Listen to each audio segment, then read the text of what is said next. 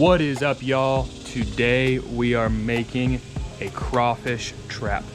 This is actually my first time ever making one. I did take some inspiration from some videos on YouTube. Sorry if it's a little bit loud out here. It's early August, late July, so the cicadas going crazy. But yeah, this is how you make a crawfish trap with pretty much just trash around your house. All right, so how do you make one of these things? Well, first you need a bottle. Ideally something without a handle, just kind of uniform all the way around. You want to make sure it cuts pretty uniform as well so that it inverts properly. A drill to make things nice. You don't need a string, but it's probably going to be helpful. And you're going to need zip ties. So really the only thing you need is probably bottle, knife of some sorts. Today we're using a Benchmade Snooty. This is first production 944 out of 1,000. And these zip ties. Now, clippers gonna be helpful, gonna be helpful. And this is really optional. I'm not even sure if I'm gonna do it yet, but I'll show you guys what that is in a minute. All right, so first things first is you want a uniform cut all the way around. This part's actually harder than you think, so let's get to that. You don't wanna cut too far in because this is gonna have to invert inside of itself.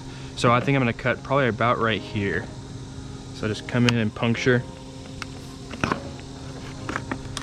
And just real uniform, stay with it.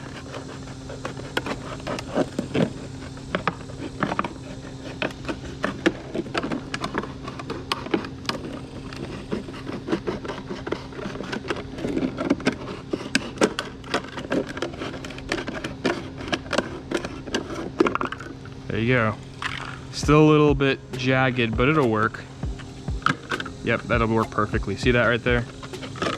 Something else you want to know is sometimes you might have to cut this a little bit bigger, this hole, so they can get through easier.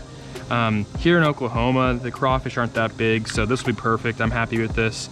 But if you're like in Louisiana or Alabama, you might want a bigger hole for this bottle.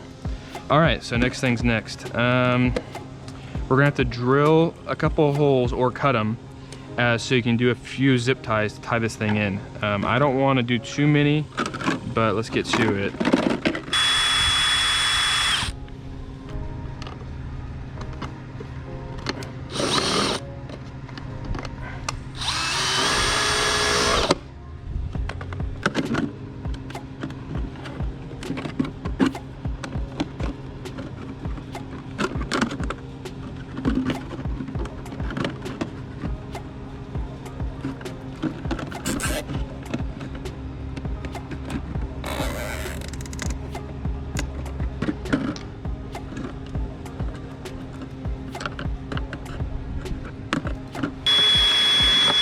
There we go, that's a nice hole. Get that through.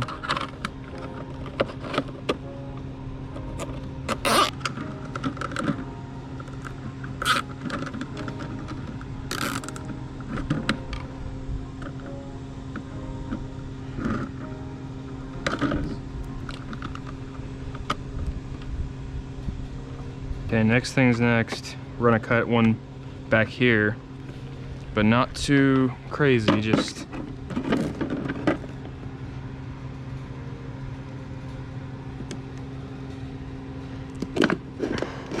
bend that back. There you go. Unscrew this. Should be pretty good right there.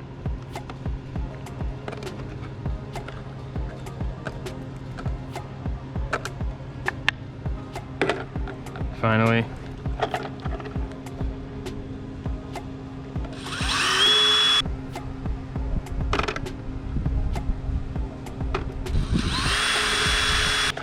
So here's where the crawfish go in. This I put on there so I can tie a string. I can easily pull it in and out of the water. This just holds it in. They come in through here. This flap back here, you can put a zip tie, or I was thinking maybe a twist tie, because you're gonna have to open this and close this several times to get the crawfish out. And then of course the last thing is probably your bait. I've heard that dog food or maybe like cat food, like canned cat food, works pretty well. Sounds a little gross, but we might give it a try.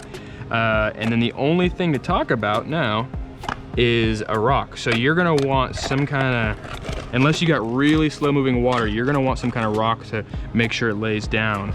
But the problem that I see with this rock is pretty high, and I'm afraid those crawfish can jump right up in there. So I'm gonna have to watch out when I put this in the water. I might have to get some smaller rocks and tuck them up in there.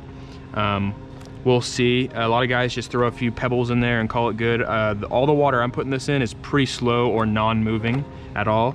So I should be good. Yeah, so just so you know, if you do have faster moving water, you might want a bigger bottle so that you have more room to like lay a pretty big rock in there. Yeah, so that's how you make a crawfish trap.